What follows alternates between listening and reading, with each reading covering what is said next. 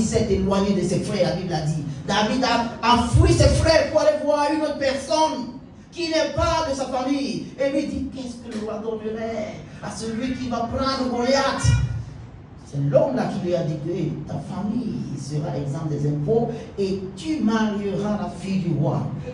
Jésus dit que ce qui a motivé David le plus, c'est la fille du roi. Alléluia. Gloire à Jésus.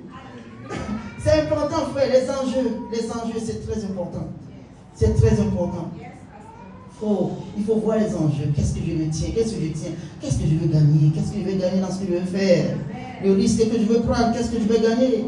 Quand vous allez jouer un match de football, vous savez au moins que quand vous gagnez, vous avez 3 points. Quand vous gagnez, vous avez une prime de match. Voici les enjeux. Voilà ce qui vous amène à vous surpasser au terrain. C'est très important de savoir. Je vais aller faire face à ceci. Est-ce que ça vaut la peine? Est-ce que ça vaut la peine? La troisième chose, bien aimé, c'est souvenez-vous, chaque fois que vous êtes devant une adversité, chaque fois que vous êtes devant un problème, souvenez-vous de votre palmarès. Quel est votre palmarès? Quelles sont vos victoires d'hier?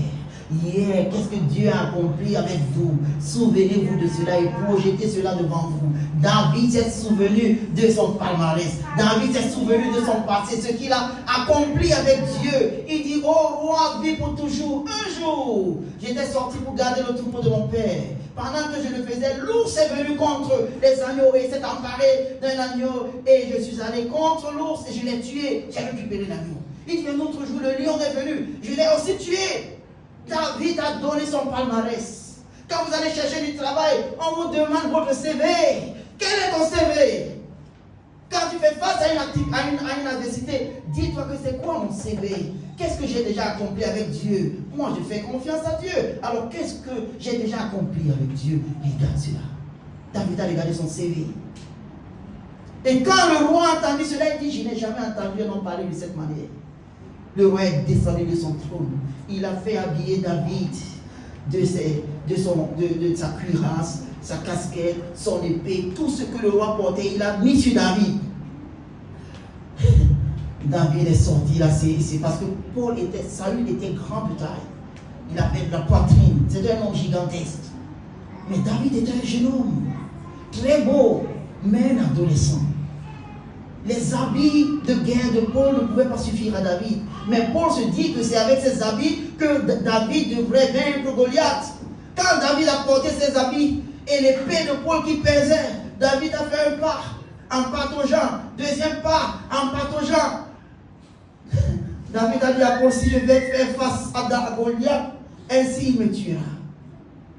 Pourquoi? Les armes avec lesquelles nous combattons ne sont pas charnelles. Nos armes de combat ne sont pas charnelles, mais elles sont puissantes en Dieu pour terrasser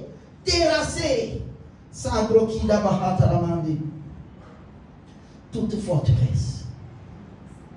David a refusé cela. La Bible a spécifiquement dit qu'il n'y avait pas d'épée sur la main de David. Quand David a fait face à Goliath, il n'y avait pas d'épée. Thank you, Holy Spirit of God. Souviens-toi de ton palmarès. Qu'est-ce que tu as vaincu hier? Qu'est-ce que tu as fait hier? Quelles sont les bonnes choses que le Seigneur a accomplies dans ta vie hier? Et projette ça au devant. Dis-toi que si Dieu a été avec moi hier en tuant le lion, ce Goliath sera comme l'un d'eux, comme David a dit.